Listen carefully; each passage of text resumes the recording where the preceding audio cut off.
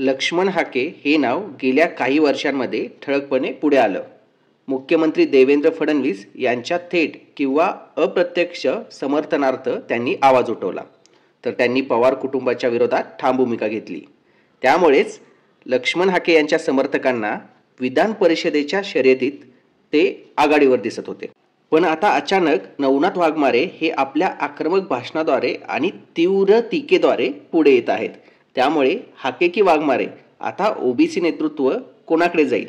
आणि सर्वात मोठा प्रश्न आहे की जी विधान परिषदेची शर्यत लागली आहे ओबीसींचा नेता बनून पुढे यायची, त्यामध्ये कोण जिंकणार? मित्रांनो, तुम्हाला काय वाटतंय? कमेंट करून कळवा. आमच्या चॅनलला सबस्क्राईब करा. लक्ष्मण हाके गेल्या काही वर्षात सतत ओबीसी समाजाचा आवाज उठवत होते. त्यांनी वारंवार मराठा आंदोलनाविरुद्ध ठामपणे भूमिका घेतली. सरकारसमोर जरांगे पाटील यांनी मागण्या ठेवल्या, आंदोलने केली, पण त्या मागण्यांना लक्ष्मण हाके यांनी विरोध केला. आता एखाद्या समाजाने आपल्या मागण्या मांडणं ही लोकशाही प्रक्रिया आहे, पण त्या मागण्यांना सरळ विरोध करणं तेही दुसऱ्या समाजाच्या भावना दुखावतील अशा भाषेत हे तणाव निर्माण करणारं ठरतं. हाके यांच्या भाषणामधून वारंवार असा सूर ऐकायला मिळाला आणि त्यातूनच त्यांची पॉप्युलॅरिटी किंवा मीडियामध्ये येण्याची वेळ वाढत गेली. जरांगे पाटलांवर वैयक्तिक टीका करत होते ते. त्याचबरोबर मराठा आणि ओबीसी समाजात टोकाचं वातावरण निर्माण होण्यासाठी सुद्धा ही गोष्ट कारणीभूत ठरली. पण या सगळ्या गोष्टीतून लक्ष्मण हाके यांना एक फायदा झाला, ते म्हणजे ओबीसी नेतृत्व म्हणून त्यांचं नाव वारंवार पुढे यायला लागलं.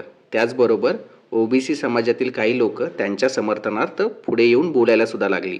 आणि आता ज्यावेळी त्यांना समर्थन मिळतंय आणि त्यांची बाजू थोडीफार भक्कम झाली असं वाटतंय, त्याचवेळी या मैदानात अचानक नवनाथ वाघमारे नावाचं एक नवीन नेतृत्व पुढे आलं. वाघमारे हे भाषणांच्या आक्रमक शैलीसाठी ओळखले जातात. त्यांनीही जरांगे पाटलांच्या मागण्याविरुद्ध आवाज उठवला, पण त्यांचा सूर हाकेंपेक्षाही अधिक तीव्र होता.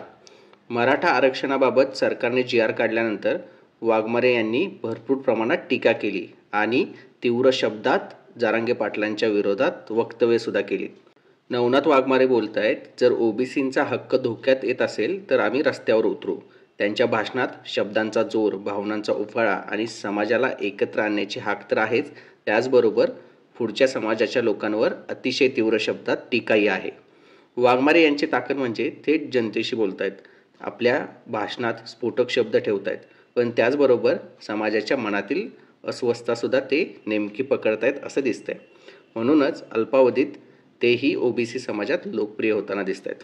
आता हाके विरुद्ध वाघमारे ही स्पर्धा लागली आहे का असं वाटायला लागले, कारण दोन्हीसुद्धा नेते तीव्र शब्दात आणि वेगवेगळ्या पद्धतीनं सरकारला पाठीशी राहून बाकीच्या समाजांवरती टीका करताना दिसत आहेत. मित्रांनो, आता मोठा प्रश्न असा आहे की लक्ष्मण हाके यांनी केलेले प्रयत्न फडणवीस यांच्या नजरेत किती भरलेत आणि त्यांना जे अपेक्षित आहे विधान परिषद ते मिळेल का, की नवनाथ वाघमारे यांच्या आक्रमक भाषणशैलीमुळे ते पुढे जातील?